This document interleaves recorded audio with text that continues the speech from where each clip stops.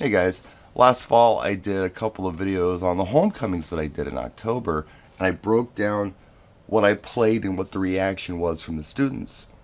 Somebody was asking about those videos today. I shared the link with them, but it got me thinking, let's try this for the wedding I did on Saturday, my first wedding of 2022.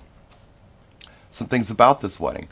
I had an extensive request list, not demands, but requests, and I was doing my best to work the client's personality into the event. Also, I haven't done a wedding since October, and I forgot my headphones.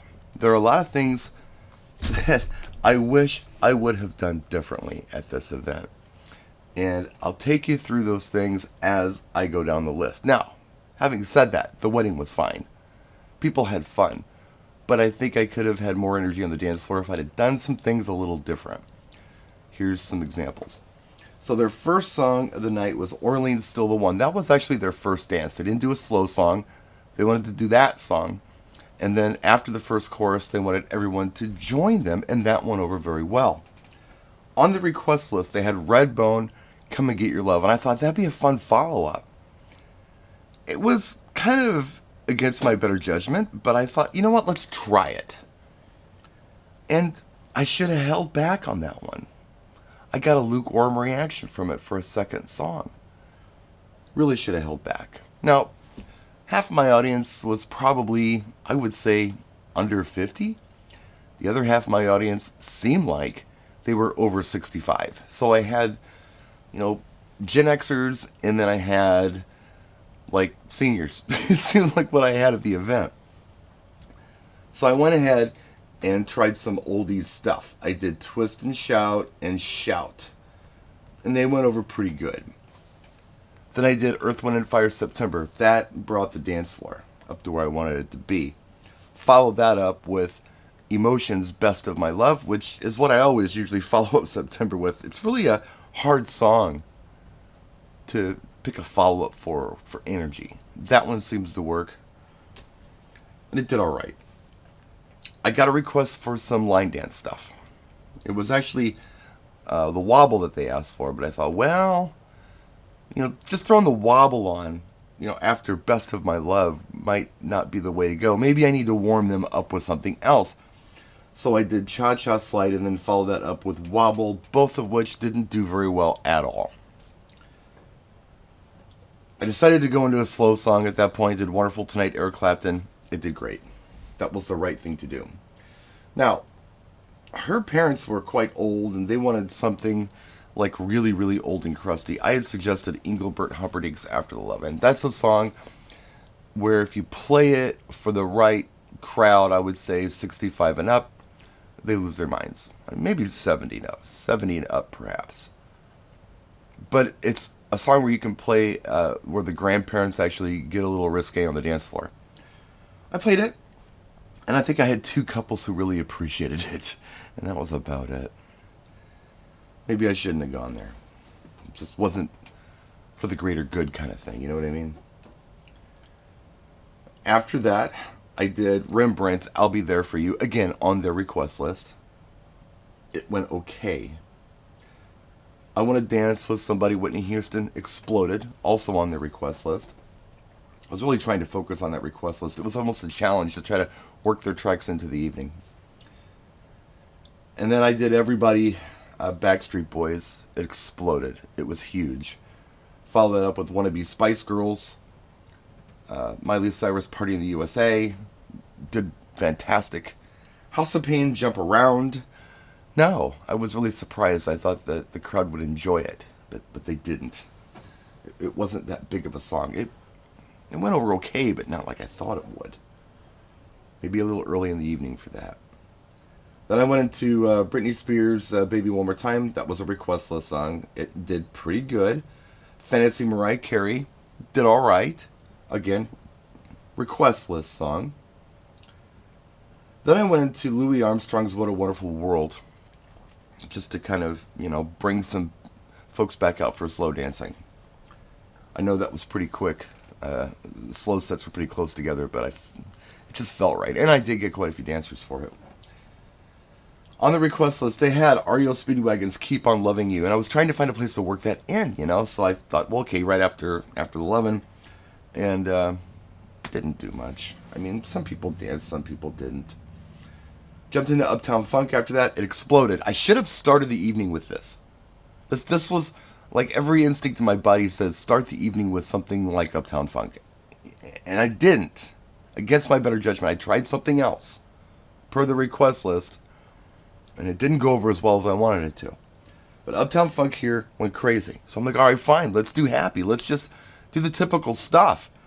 Again, huge. And they had Beyonce, Crazy in Love on the request list. I played it. It did okay, not great. BTS Dynamite did really well. Followed that up with Blinding Lights Weekend. Did pretty good. Flow Ride is Low. Pretty good. Truth Hurts was also on the request list. Of course, you only get a select group out for that, but they were very excited to hear it. Levitating, Dua Lipa.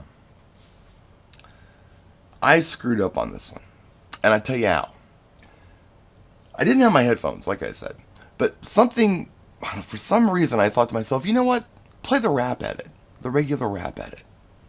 Just play them what maybe they're hearing on the Kiss FM station or something. I didn't play the rapless edit, and it showed. When the rap came in, they looked confused, like they'd never heard the rap edit before. Should have played the rapless edit of that song.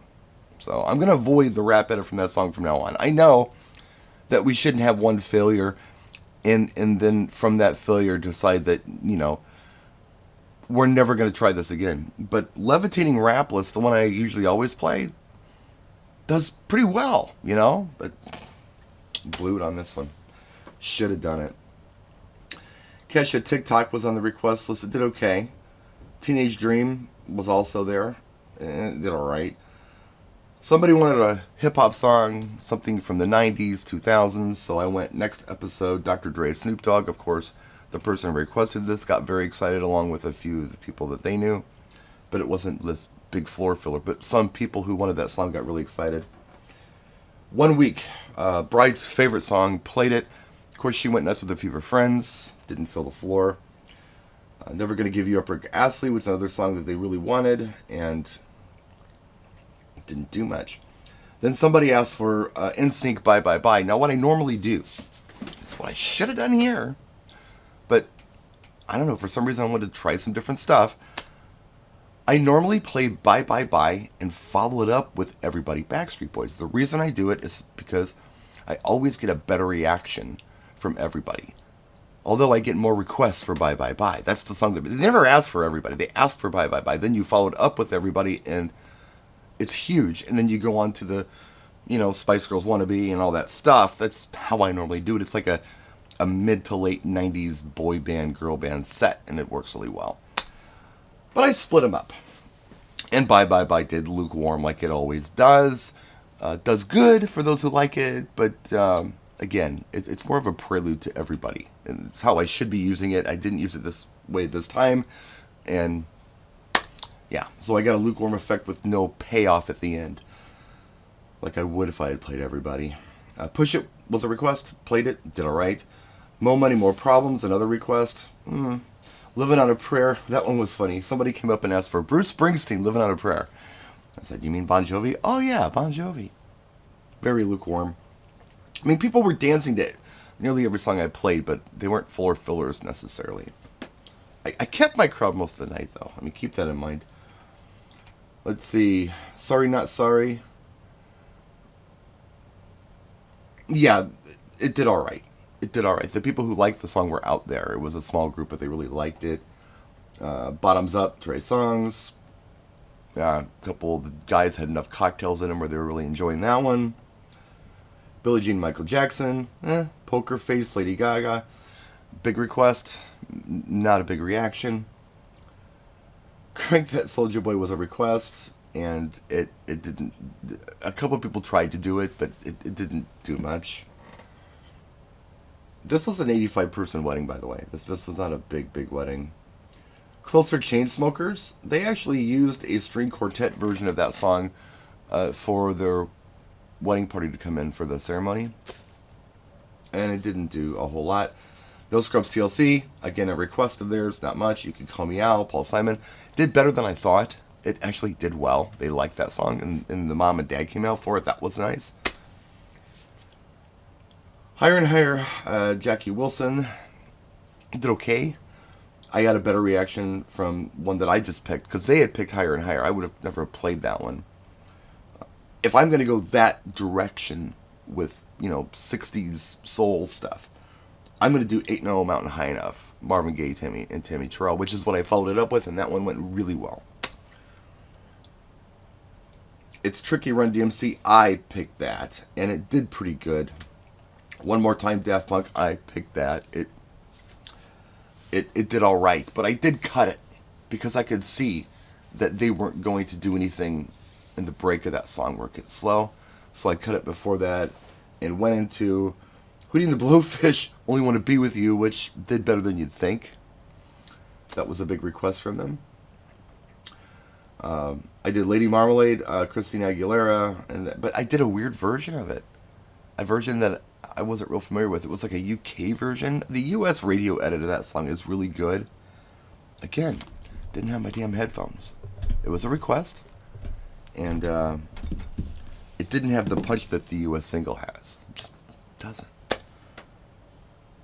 And then the last song of the night was Toxic, Britney Spears, and it went over very well.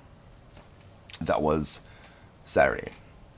And I've made mistakes. I'm aware of the mistakes. I tried some things that I guess I don't particularly regret, because the evening was fine. Everything was fine. I mean, I kept the crowd.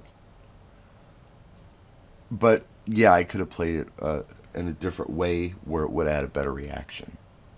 So you live, you learn. I mean, it's been a while, and I am not above taking risks. I enjoy taking chances. If I think something's going to work, I'll try it.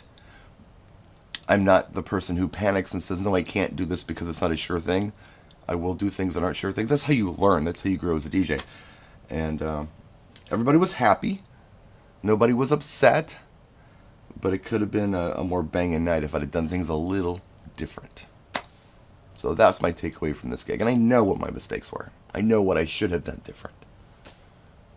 But I did try to get a lot of her requests in. A lot of these songs I wouldn't normally play, but I really was trying to get their personality into the evening. These are songs they really liked, and I wanted them to hear them. And they danced to those songs. They appreciated those songs.